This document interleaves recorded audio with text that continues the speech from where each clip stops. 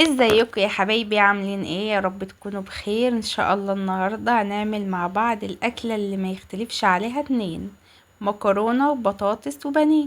معانا هنا بانيه، ده انا خليه عندي في البيت، كنت حاطاه في الفريزر.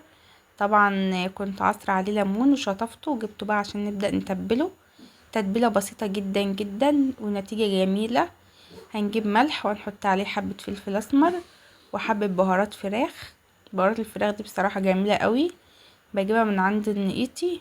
يعني من احسن البهارات اللي جربتها من عند كذا عطار. هنبدأ بقى نظبط هنا الملح مع الفلفل مع بهارات الفراخ ونقلبهم مع بعض كده، وهنبدأ بقى نتبل شرايح البانيه. هنجيب كده الشريحة ونبدأ ناخد شوية توابل من اللي احنا عاملينها دي. نبدأ نعملها كده من الجنبين لحد ما كلها تتبل بالملح والفلفل وبهارات الفراخ. ونعمل بقى كل الكمية زي ما انتوا شايفين كده، ونسيبها من نص ساعة لساعة.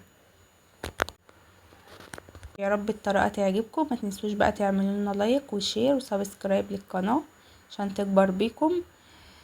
هنجيب كده بولة هنحط فيها بيضة، وهنحط عليها شوية فلفل اسمر وشوية ملح ونقلبهم كويس جدا. وبعد كده ننزل عليهم بمعلقتين لبن. هنحط بقى هنا اهو معلقتين لبن ونضربهم كويس جدا لحد ما يندمجوا كلهم مع بعض، والبيض يبقى فاكك خالص مع اللبن والملح والفلفل. هنجيب بقى شرايح البانيه ونبدأ بقى بالشوكة ننزلها في قلب الخليط اللي احنا عملناه، اللي هو البيض واللبن والملح والفلفل. ما ننساش كده نصلي على الرسول عليه افضل الصلاة والسلام. هنجيب هنا ده معانا فيجيتار. طبعا انا ضحك عليا في الفيجيتار ده، انا بحب اوي الفيجيتار بتاع ماي واي، هو ده نفس الكيس بس مش مكتوب عليه ماي واي، مكتوب عليه ماي حاجة كده مش فاكراها قوي. فهنا انا عملته معاكم اهو اتنين بالبصمات ده، فهو ريحته ذرة قوي فما عجبنيش ريحته، فعملت افتكاسة كده وطلعت تحفة بأمانة جدا.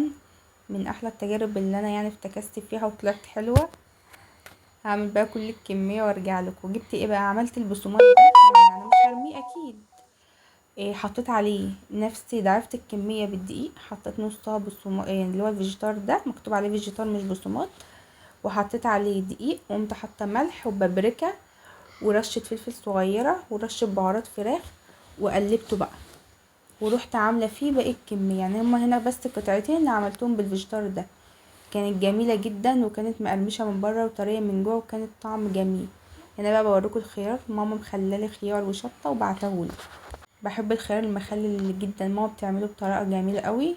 ميه وملح وفص ثوم، وبتحطي بقى معاه شطه وبصلتين. كنت طبعا خلصت كل الكميه، حطيتها في اللي بحب انا احط البانيه، حطه في الفريزر نص ساعه. وبعد كده ببدا على ما البطاطس تتقلى بكون انا البانيه بقى تماسك وبقوم قليه. ممكن تقليه كده عادي يعني انت وراحتك. كنت هنا بقى سخنت زيت وحطيت البطاطس اللي انا مقشراها وحطاها في ملح وخل. هنا كانت البطاطس طلعت هرش عليها رشه توابل بطاطس. وهنا بقى كان خلاص خلصت قلي بطاطس، هبدا بقى في قلي البانيه. وكنت سلقت المكرونه بسلقها في ميه وملح بس وصفيتها. وابدا بقى نعمل الصلصه لها دلوقتي. هنا طبعا الزيت بيبقى سخن، بنزل بقطع البانيه اول ما تبدا تاخد لون بس من تحت بسيط جدا بقلبها.